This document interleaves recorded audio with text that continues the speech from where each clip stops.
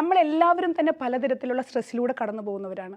അപ്പോൾ തന്നെ നമുക്ക് ആ സ്ട്രെസ് എങ്ങനെ മാനേജ് ചെയ്യണം എന്നതുകൂടി അറിഞ്ഞിരിക്കേണ്ടതുണ്ട്. ഇതിനെക്കുറിച്ചുള്ള കുറച്ച് കാര്യങ്ങളാണ് ഞാനിന്ന് പറഞ്ഞു തരാൻ പോകുന്നത്.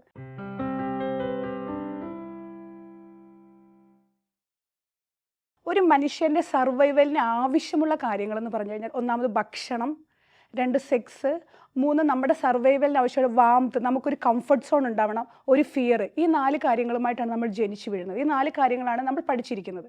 ഇതിൽ ഒരു ഉദാഹരണത്തോടു കൂടി ഞാൻ തുടങ്ങുകയാണ്.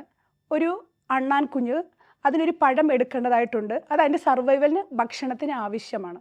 അപ്പം ഈ അണ്ണാൻ കുഞ്ഞ് പോയി ഈ പഴം എടുക്കണമെന്നുണ്ടെങ്കിൽ ഡോപ്പമിൻ പ്രൊഡ്യൂസ് ചെയ്യണം, അതിന് ആ റിവാർഡ് കിട്ടുന്നു. അപ്പം അതിൻ്റെ ബിഹേവിയറിൽ അതിന് വീണ്ടും ആ പഴം കണ്ടു കഴിഞ്ഞാൽ എടുക്കാനുള്ള ഒരു ടെൻഡൻസി ഉണ്ടാകുന്നു. ഇത് അതിൻ്റെ സർവൈവലിന് ആവശ്യമാണ്. സെയിം തന്നെ ഈ അണ്ണാൻ കുഞ്ഞ് ഒരു ടൈഗറിനെ കാണുകയാണ്. അതിനെ കാണുമ്പം അതിന് പേടിച്ചോടേണ്ടതും അതിൻ്റെ സർവൈവലിന് ആവശ്യമാണ്. അതുകൊണ്ട് നമ്മുടെ ബ്രെയിൻ ആ ഒരു ഹോർമോൺ റെസ്പോൺസ് കൊടുക്കും. അതാണ് നമ്മുടെ ഫിയർ ഹോർമോൺ അഥവാ സ്ട്രെസ് ഹോർമോൺ. മനുഷ്യനിലും ഇത് സെയിം തന്നെയാണ്. നമുക്ക് അഭിമുഖീകരിക്കാൻ ബുദ്ധിമുട്ടുള്ള ഏരിയാസ് വരുമ്പോൾ നമ്മളൊന്ന് സ്ട്രക്കാവും. ഈ സ്ട്രക്ക് ചിലപ്പോൾ നമുക്കൊരു പാനിക്ക് പോലെ ഹാർട്ട് റേറ്റ് കൂടുന്നതായിട്ട് തോന്നും, നമുക്ക് ഷിവറിങ്, ചിലപ്പോൾ നമ്മൾ ബോധം കെട്ട് വീഴാം. ഒരു വല്ലാത്ത അവസ്ഥയിലൂടെ ഓരോ മനുഷ്യനും ഈ ഒരു സ്ട്രെസ് റെസ്പോൺസിൽ കടന്നു പോകാറുണ്ട്. നമ്മുടെ ലിവർ അതിൻ്റെ പ്രോസസ്സ് മാത്രമാണ് ചെയ്യുന്നത്. നമ്മുടെ കിഡ്നി യൂറിൻ പ്രൊഡ്യൂസ് ചെയ്യുക അതിൻ്റെ പ്രോസസ്സാണ് ചെയ്യുന്നത്. എന്നാൽ നമ്മുടെ തലച്ചോറ് അങ്ങനെയല്ല. അതൊരു പ്ലാസ്റ്റിക് പോലെയാണ്, നമുക്കതിനെ മാറ്റിയെടുക്കാൻ പറ്റും. അതുകൊണ്ട് തന്നെ നമുക്ക് ഈ സ്ട്രെസ്സിനെ നമുക്ക് തന്നെ ട്രെയിൻ ചെയ്ത് മാറ്റാവുന്നതേ ഉള്ളൂ. നമ്മുടെ ശരീരത്തിന് ഒരു ഹോമിയോസ്റ്റാസിസ് അഥവാ ഒരു സന്തുലിതാവസ്ഥ നമ്മുടെ ശരീരത്തിന് തന്നെയുണ്ട്. ഒരു സ്ട്രെസ് റെസ്പോൺസ് ഉണ്ടാകുമ്പോൾ നമ്മുടെ ബ്രെയിനിൽ ആ ഒരു ഇൻഫർമേഷൻ എത്തുകയും ഹാർട്ട് റേറ്റ് കൂടുകയും ഹാർട്ട് പടപടാ ഇടിക്കാൻ തോന്നുന്നു, ബ്രീത്ത് കുറഞ്ഞു വരുന്നു, നമുക്ക് ഓടി രക്ഷപ്പെടണമോ എന്ന് തോന്നുന്ന ഒരു അവസ്ഥ ഉണ്ടാകുന്നു. അത് കഴിയുമ്പം നമ്മുടെ ബ്രെയിനിൽ തന്നെ ഒരു നെർവുണ്ട്. ഈ നെർവിനെയാണ് വേഗസ് നെർവ് എന്ന് പറയും. നമ്മുടെ മിഡ് ബ്രെയിൻ തുടങ്ങി താഴെ വരെ നീണ്ടു കിടക്കുന്ന ഒരു നെർവാണ്. ഇതാണ് നമ്മുടെ പാരാസിമ്പത്തറ്റിക് വ്യവസ്ഥ എന്ന് പറയുന്നത്. ഈ നെർവിനെ ആക്ടിവേറ്റ് ചെയ്ത് കഴിഞ്ഞാൽ നമുക്ക് വളരെ കാമാകുന്നതാണ്. നമുക്ക് എങ്ങനെയൊക്കെ ഈ നെർവിനെ ആക്ടിവേറ്റ് ചെയ്യാം എന്നുള്ളതാണ് ഞാനിന്ന് പറയാൻ പോകുന്നത്. അതിൽ ഒന്നാമത്തത്, നമ്മുടെ കണ്ണ് നമ്മുടെ ബ്രെയിനിൻ്റെ ഒരു ഭാഗം തന്നെയാണ്. കണ്ണിനെ നമ്മളൊന്ന് കോൺസെൻട്രേറ്റ് ചെയ്ത് ഒന്ന് ഫോക്കസ് ചെയ്ത് കഴിഞ്ഞാൽ തീർച്ചയായും നമുക്ക് ആ ഒരു സ്ട്രെസ് റെസ്പോൺസ് കുറയാം. അതിനായിട്ട് നമ്മൾ പറയുന്നത്, നമ്മൾ കണ്ണിന് ഒരു സ്ഥലത്തേക്ക് ഫോക്കസ് ചെയ്യുക. അത് നമ്മൾ 1 പോയിൻ്റ് മെഡിറ്റേഷൻ എന്ന് പറയും. ഇതിനായി നമുക്ക് ഇപ്പം പ്രാർത്ഥനാ രീതികളിലെന്ന പോലെ ഹിന്ദുക്കളിലാണെങ്കിൽ നമുക്കൊരു ദീപം വെച്ചിട്ട് അതിലേക്ക് നോക്കിയിട്ട് കണ്ണിനെ കുറച്ച് നേരം കൺട്രോളിലാക്കി കഴിഞ്ഞാൽ നമ്മുടെ കണ്ണ് കാമാകുമ്പോൾ ബ്രെയിൻ കാമാകും. 2, നമുക്ക് മുസ്ലിങ്ങളെ പോലെ പ്രാർത്ഥിക്കുന്നവരാണെങ്കിൽ ഒരു പോയിന്റിലേക്ക് നമ്മൾ നമസ്കരിക്കാൻ നിൽക്കുമ്പം ഫോക്കസ് ചെയ്ത് കഴിഞ്ഞാൽ നമുക്ക് ബ്രെയിനെ കൺട്രോൾ ചെയ്യാൻ പറ്റും. ക്രിസ്ത്യൻസ് ആണെങ്കിൽ ഒരു പിക്ചർ വെച്ച് നോക്കിയിട്ട് അല്ലെങ്കിൽ ഒരു മെഴുകുതിരി വെച്ച് നോക്കിയിട്ട് നമ്മുടെ കണ്ണിനെ ഒന്ന് ഫോക്കസ് ചെയ്ത് ഒരു 1 പോയിൻ്റ് മെഡിറ്റേഷൻ ചെയ്ത് കഴിയുമ്പോൾ നമുക്കതിനെ കൺട്രോളിലാക്കാം. രണ്ടാമത്, നമ്മുടെ വേഗസ് നെർവ് താഴോട്ട് വരുമ്പോൾ നമ്മുടെ ഇയറിൻ്റെ ഭാഗമാണ്. ഇയർ നമുക്കൊന്ന് ഫോൾഡ് ചെയ്ത് അപ്പ് ആൻഡ് ഡൗൺ ചെയ്ത് കഴിഞ്ഞാലും നമുക്ക് സ്ട്രെസ്സിനെ റിലീസ് ചെയ്യാൻ പറ്റും. പിന്നെ നമ്മൾ ചാൻറ്റിങ്, നമ്മൾ എന്താ പറയുക, പ്രാർത്ഥനകൾ ഉരുവിടില്ലേ, മണി വെച്ചിട്ടോ അങ്ങനെ ചാൻറ്റ് ചെയ്യുക, നല്ല രീതിയിൽ പാട്ട് പാടുക. ഇങ്ങനെ പാട്ട് പാടുക ചെയ്യുമ്പോൾ നമ്മുടെ വേഗസ് നെർവ് വീണ്ടും സ്റ്റിമുലേറ്റഡ് ആവുകയും നമ്മളൊരു കാമിങ് ഫീൽഡിലേക്ക് വരികയും ചെയ്യും. മറ്റൊന്ന്, വായിൽ വെള്ളം ഒഴിക്കുക എന്നുള്ളതാണ്. വായിൽ വെള്ളം ഒഴിച്ചിട്ട് ഗാർഗിൾ ചെയ്യുന്ന പോലെ ചെയ്ത് കഴിഞ്ഞാൽ നമുക്ക് നല്ല രീതിയിൽ കാമാക്കാൻ പറ്റും. പിന്നെ നമ്മുടെ ശരീരത്തിൻ്റെ ഓരോ ഭാഗങ്ങളും മൂവ് ചെയ്യിപ്പിക്കുകയാണെങ്കിലും നമുക്ക് ബോഡിയെ കാം ചെയ്യാം. അതിൽ കമ്മിഴ്ന്ന് കിടക്കുക എന്നുള്ളത് അതും നമ്മുടെ വേഗസ് നെർവിനെ സ്റ്റിമുലേറ്റ് ചെയ്യും. ഇതെല്ലാത്തിനും ഉപരിയായിട്ട് നമ്മൾ എപ്പോഴും പറയുന്ന ബ്രീത്തിങ് ടെക്നിക്കാണ്. ഞാനിന്ന് പറയാൻ പോകുന്നത് 3 തരം ബ്രീത്തിങ് ടെക്നിക്കിനെ കുറിച്ചാണ്. അതിൽ ഒന്ന് 4-6-8 ബ്രീത്തിങ് ടെക്നിക്ക്. ഈ 4-6-8 ബ്രീത്തിങ് ടെക്നിക്കിൽ നമ്മൾ 4 സെക്കൻഡ് നന്നായിട്ട് ബ്രീത്ത് ഇൻഹെയിൽ ചെയ്യുന്നു, 6 സെക്കൻഡ് നമ്മൾ ഹോൾഡ് ചെയ്യുന്നു, 8 സെക്കൻഡ് ബ്രീത്ത് സ്ലോലി എക്സെയിൽ ചെയ്യുന്നു. ഇങ്ങനെ സ്ലോലി ചെയ്യുന്ന സമയത്ത് നമ്മുടെ വേഗസ് നെർവ് സ്റ്റിമുലേഷൻ ആവുകയും നമുക്ക് നല്ല കാമിങ് എഫക്റ്റ് കിട്ടും. ഇതാണ് first breathing technique. Second breathing technique എന്ന് പറഞ്ഞാൽ സ്ക്വയർ ബ്രീത്തിങ് ടെക്നിക്കാണ്.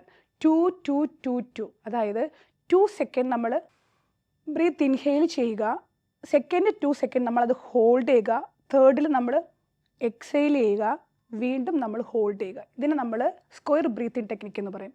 ഇതിനെക്കാട്ടി എല്ലാം ഉപരിയായിട്ട് നിങ്ങളൊരു ഓഫീസിലിരിക്കുകയാണ്, അല്ലെങ്കിൽ ഒരു എക്സാം സമയമാണ്, നിങ്ങൾക്ക് പെട്ടെന്നൊരു ഫ്ലൈറ്റ് വരുവാണെന്ന് തോന്നുവാണെങ്കിൽ ദ ബെസ്റ്റ് ബെസ്റ്റ് ടെക്നിക്ക് എന്ന് പറയാണ് അടുത്ത് ഞാൻ പറയാൻ പോകുന്ന ടെക്നിക്ക്. അതായത് നമ്മൾ കണ്ടിട്ടുണ്ടാകും നമ്മുടെ കുട്ടികൾ ഏങ്ങലടിച്ച് കരയുന്നത്, അല്ലെങ്കിൽ കരയുന്ന ഒരു സമയത്ത് നമ്മൾ ഇങ്ങനെ 2 ബ്രീത്താണ് വരിക. ഈ ഒരു ടെക്നിക്കാണ് ഞാനിനി പറയാൻ പോകുന്നത്. Best effective mode of stress releasing ടെക്നിക്കാണിത്. ഇതിലെന്താ ചെയ്യേണ്ടതെന്ന് വെച്ച് കഴിഞ്ഞാൽ നമ്മളൊരു ഡീപ്പ് ബ്രീത്ത് എടുക്കുക.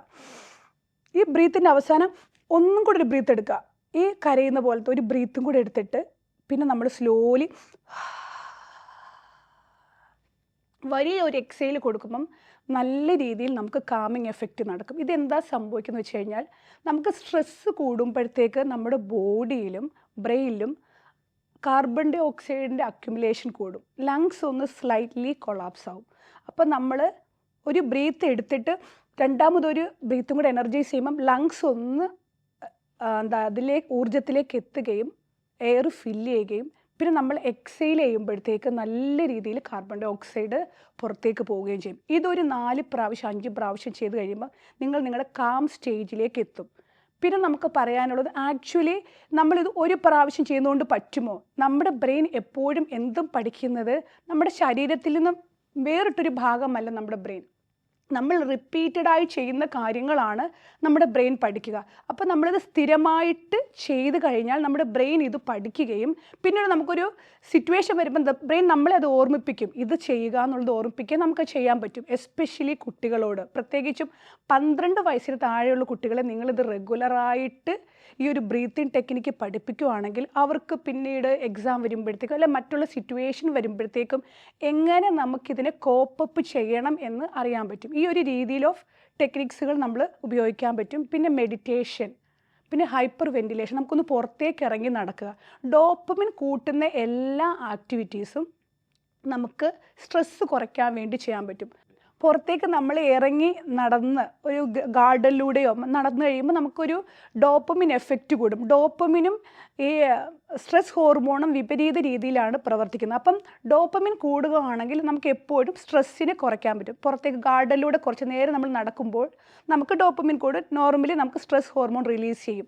രണ്ടാമത്തെന്ന് പറഞ്ഞാൽ ഒരു കോൾഡ് വാട്ടർ നമ്മുടെ ഫേസ് നല്ല തണുത്ത വെള്ളം കൊണ്ട് ഫേസ് വാഷ് ചെയ്യുക എന്നുള്ളതും നമുക്ക് സ്ട്രെസ് റിലീസിന് ഉപയോഗിക്കാവുന്ന. മൂന്നാമത്തത് നമ്മൾ മെഡിറ്റേഷൻ ചെയ്യുമ്പോഴേ തന്നെ നമ്മൾ ഒരു സ്ഥലത്ത് ഇരുന്നിട്ട് നമ്മുടെ തോട്ട്സുകൾ നമുക്ക് ആ സമയത്ത് പലതരം തോട്ട്സുകൾ ഇങ്ങനെ വന്നു പോകുന്നുണ്ടാകും. ഈ തോട്ട്സുകളെ ജസ്റ്റ് ഒബ്സർവ് ചെയ്യുക, അക്നോളജ് ചെയ്യുക. ഓക്കെ, ഞാൻ ഇത്തരം തോട്ട്സിലൂടെയാണ് കടന്നു പോകുന്നതെന്ന് ഒന്ന് അക്നോളജ് ചെയ്തിട്ട് അവയെ ജസ്റ്റ് പാസ് ചെയ്യാൻ വേണ്ടി വിടുക. ഒരു ആക്ഷനും എടുക്കാതിരിക്കുക എന്നുള്ളതും. രണ്ടാമത് നമ്മുടെ സറൗണ്ടിങ്ങിനെ വീക്ഷിക്കുക എന്നുള്ളതും സ്ട്രെസ്സിൽ നമുക്ക് റിലീഫ് കിട്ടും. സറൗണ്ടിങ്ങിനെ വീക്ഷിക്കുക എന്ന് പറഞ്ഞു കഴിഞ്ഞാൽ നമ്മളവിടെ ഇരുന്നിട്ട് നമ്മുടെ പുറത്തുള്ള ചെറിയ ചെറിയ സൗണ്ടുകളെ നമ്മൾ വീക്ഷിക്കുവാണെങ്കിലും നമുക്ക് സ്ട്രെസ്സിൽ നിന്ന് റിലീസ് കിട്ടും. അപ്പം നമ്മൾ എപ്പോഴും സ്ട്രെസ്സ് വരുമ്പോൾ അതിനെ കോപ്പിംഗ് മെക്കാനിസം കൊണ്ട് നമുക്ക് തന്നെ നിയന്ത്രിച്ച് നിർത്താൻ പറ്റും. ആ ഒരു രീതിയിൽ നമുക്ക് ഈ പറഞ്ഞ ടെക്നിക്കുകളിൽ ഏത് ടെക്നിക്കാണോ നിങ്ങൾക്ക് സ്യൂട്ടബിൾ ആയിട്ടുള്ളത് അത് നിങ്ങൾ റെഗുലർ പ്രാക്ടീസ് ചെയ്യുകയും അത് നിങ്ങളുടെ ലൈഫ് സ്റ്റൈലിൽ ഒരു ഭാഗമാക്കുകയും ചെയ്യുവാണെങ്കിൽ ഏത് സ്ഥലത്ത് വെച്ചും നിങ്ങൾക്കത് ഉപയോഗിക്കാം. ഈ പറഞ്ഞ സ്ട്രെസ് റിലീസിങ് ടെക്നിക്കുകളിൽ ഏതാണോ നമ്മൾക്ക് ഈസി ആയിട്ട് ചെയ്യാൻ പറ്റുക എന്നുള്ളത് തിരഞ്ഞെടുക്കുക. അതിനുശേഷം അത് റിപ്പീറ്റഡായി നമ്മൾ ചെയ്യുക. ഫോർ എക്സാമ്പിൾ, നമ്മൾ ബ്രഷ് ചെയ്യാൻ പഠിക്കുന്നത് എങ്ങനെയാണ്? ഈ ബ്രഷ് ചെയ്ത് നമ്മൾ നിരന്തരം ചെയ്ത് നമുക്കതൊരു ബിഹേവിയറായി മാറി. ഇപ്പം മോർണിംഗിൽ നമ്മൾ വാഷ്റൂമിലെത്തുമ്പോൾ നോർമലി നമ്മൾ ബ്രഷ് എടുക്കുന്നു, ബ്രഷ് ചെയ്തു. ഇതേപോലെ തന്നെ നമ്മൾ നിരന്തരമായിട്ട് നമ്മുടെ ശരീരത്തിൽ ഇത് പഠിപ്പിച്ചു കൊടുക്കുമ്പോൾ അതൊരു ബിഹേവിയറായി മാറുകയും നമ്മുടെ ബ്രെയിൻ ഇത്തരം ഒരു സിറ്റുവേഷൻ വരുമ്പം ഇത് ചെയ്യാനായി നമ്മൾ ഓർമ്മപ്പെടുത്തുകയും ചെയ്യും. സോ അത് ഡെയിലി പ്രാക്ടീസ് ആവുകയാണെങ്കിൽ തീർച്ചയായും സ്ട്രെസ്സിൽ നിങ്ങൾക്ക് ഈസി ആയിട്ട് എസ്കേപ്പ് ചെയ്യാൻ പറ്റുന്നതാണ്.